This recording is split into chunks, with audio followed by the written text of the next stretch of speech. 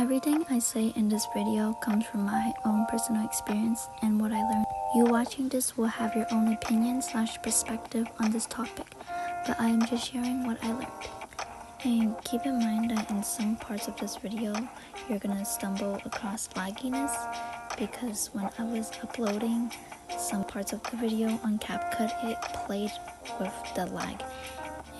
But nevertheless, enjoy, and I hope you learned something new from this video. You guys to know that it is completely normal to have a crush in your teenage years. Crushes are there to help you identify what you want and do not want in your future partner. It helps you identify your non-negotiable traits. So a crush is actually a lesson if you look at it that way.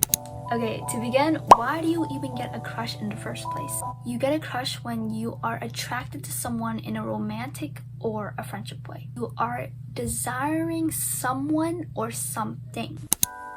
When you're desiring someone constantly, you're trying to fill a gap because you aren't fulfilled and content with your own life. It is not okay to idealize and idolize someone you don't know at all. It is so bad for your mental health and it could lead to spiraling, which is really dangerous. What you guys need to know is that a crush is a lack of information. You don't know this person, yet you have already created an ideal version of them in your head without actually getting to know them first. Unfortunately, for many of us, we fall into limerence, lust, and infatuation because we aren't completely healed. You need someone to complete you, but the truth is nobody can truly complete you. People are only here to compliment you and add value into your life. Here's a chart on limerence versus real love I found on Google. The only acceptable crush you'll have is having a friend crush or a crush on your friend because you actually know that person. As for your friend crush, you would love to get to know them platonically. You aren't feeding off your human desires and spiraling when things don't go your way. Ultimately, these crushes are more healthier and it's okay to have these kind of crushes. Now let's move on to the crush game most teenage girls fall into. We all know that the first thing that happens when we get a crush is legit eye contact. We all have our own types and God knows it, but majority of the teenage girls fall for bad boys and they end up getting stuck in this same cycle and pattern of attracting one after another, and that's the cycle that's gotta break.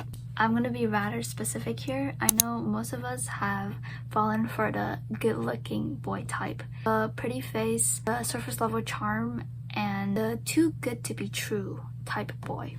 And adding on boys with ego, especially boys that play sports in high school. I'm not saying every single boy that plays sports in high school has an ego. These kind of boys, the bad one, the mysterious ones, most teenage girls fall for them. Or just boys that try to act cool, try to act tough. Like the sporty boys, I guess, the athletic sporty boys. High school boys, they are very, very immature and like performative and loud. And that's why like it's really rare to find a boy in high school that is pure, that can play a sport but doesn't have an ego, is humble, is grounded, and is secure in himself. These boys might have charmed you with their good looks at first, but later on you find out through their actions that they are actually disrespectful to others, and they have this performative energy and this big ego. The trying to act cool part to others, the loud, that performative energy, it's just all like immature teenage boys vibes. And it makes you realize, yes, they're good looking, but at the end of the day, you deserve better. And it's okay. It's like a universal experience. I feel like we all had a crush on a good looking boy type before. And it's okay. When you crush on these boys, the red flags will appear fast. It's gonna be so loud and clear, but the only thing that's distracting you from seeing it is the fact you can change them, their good looks, their charm, and just because they gave you attention for a quick second. Let me get this clear. If a boy is a jerk and disrespectful to others, you cannot change him. He will stay that way until he actually heals himself. And if you're also unhealed, that kind of relationship will just end up in chaos and disaster and more trauma because two broken souls cannot heal each other. Also, just because he's a little of an asshole to you, you're different or the only exception, which only feeds that fantasy of wanting to help and change him even more. It's not right at all. And you shouldn't be falling for someone who's disrespectful to others, because how anyone treats others in general says a lot about who they are. When a boy gives you attention and you're automatically thinking, they want me, which shows a reflection of who you are and your need for male validation, which shows you aren't a whole. It usually happens when you're missing a father figure. Your father was never present in your early childhood, which creates a pattern of attracting men who can't treat you right. And that pattern will only stop when you stop it. When you look at your crush, look at their friend. Their friends tell you so much about who they are. Don't ignore the sign like I did. Are their friends honest? Are they loyal to him? Or are their friends loud, immature? It tells you so much about your crush. Stay away from crushing on boys with ego. They are usually very insecure and they most likely will make you feel small just to lift their ego up. And you can tell easily when a boy has an ego. They're very insecure in themselves by how they treat others. They're a jerk to others. They're disrespectful to others. And they usually have this very performative energy, needing validation from others. They're usually very loud, okay? And immature. Just avoid having a crush on boys with ego. Don't settle for someone who gave you momentarily attention or made you feel special for a second. Don't settle for an almost. Crushes are a waste of time when they're one-sided games with boys who don't know their worth and who cannot commit.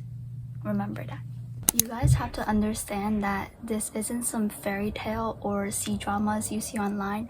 This is real life relationships, and it's not going to be perfect, but it's going to be real and beautiful. If you grew up in a family of chaos, when something feels exciting, it gives you the rush or butterflies, you will naturally be more drawn to it and think it's healthy because it's home to you. It's what feels comfortable.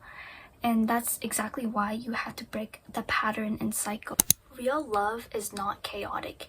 It brings you peace, certainty, it calms you, and you do not ever have to question anything. You will feel stable, safe, and secure. And of course, it's boring to those who've only tasted chaos. But boring isn't a bad thing. It's a good thing. The next time you guys have a crush, look at them for their soul, their actions, and how they treat others around them, not just their physical appearance. Do not let that blind you from what truly matters, which is their character. Also, don't let past experiences and the wrong ones you had a crush on stop you from being open to others showing up in your life who will treat you right. Those past crushes still taught you what you do not want in your future partner, and they reflected back to you what you need to heal if they are spiking up your nervous system and you do not feel calm around them. That is a trauma response. Crushes are inevitable in life, and it's okay. It's completely normal to be attracted to someone. If you truly feel like you should step into that connection, then it's worth exploring. Once you understand what real love is, you'll never fall for a surface level crush again or on a random stranger you never talk to. You have to identify your patterns first so you'll eventually stop chasing illusions, because nobody can truly make you feel fulfilled. The only one that can truly make us feel fulfilled is God. He's the only one who can give us perfect love. No human beings can give us perfect love because we are not perfect. The only one that is Jesus. Write down how you want your future husband to treat you. Write down your values and morals. Write down your non-negotiable traits. Make sure you guys know what you want and stick to it, because it's actually so much harder to get a crush on someone when you actually know what you want. Ignore the distractions around you and don't get tempted. Not every boy you have eye candy on is your soulmate/future husband. And remember, there's a difference between an attractive boy if he has a good-looking one. You have to be whole first before you can attract real and genuine love. And trust that it will come to you effortlessly. You don't have to chase what's already meant for you. You will just know. You will be able to be your true, authentic self around them. They won't make you question your self-worth. You won't have to hide parts of yourself around them. You will feel safe, at ease, calm. They will just meet you there, and when you guys talk, it will flow effortlessly, and it will feel natural. That is healthy. That is home. That is real love and connection, whether you find it in friendships or relationships. You'll just know when someone's compatible with you. Your future husband is not going to play games with you. He is actually going to be willing to pursue you. He will genuinely just want to connect with you because he knows you're a really cool person. If this boy was truly meant for you, he will actually put in the effort to approach you and talk to you. He's not going to play eye contact games with you whenever you guys cross paths. Genuinely, if someone's truly meant for you, they will show clear interest. There should be no mixed signals or overthinking. You should not be doubting anything. There should be no confusion, just clarity. To my girls, you do not need a boy to complete you. You want him to compliment you instead. There are good men out there. There are gentlemen out there that won't play games with you. They are kind, genuine, and intentional. They will do the bare minimum plus more. They will choose you in a crowded room. You will know when it happens.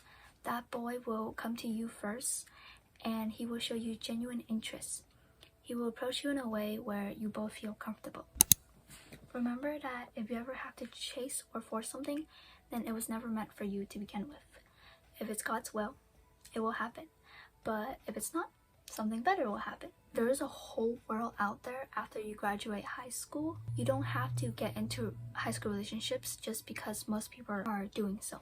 Do not be conformed to this world, but be transformed by the renewing of your mind. The majority of high school boys are really immature, and their frontal cords have not fully developed yet. So it's best to stay away from dating and getting into a relationship while you're still in high school.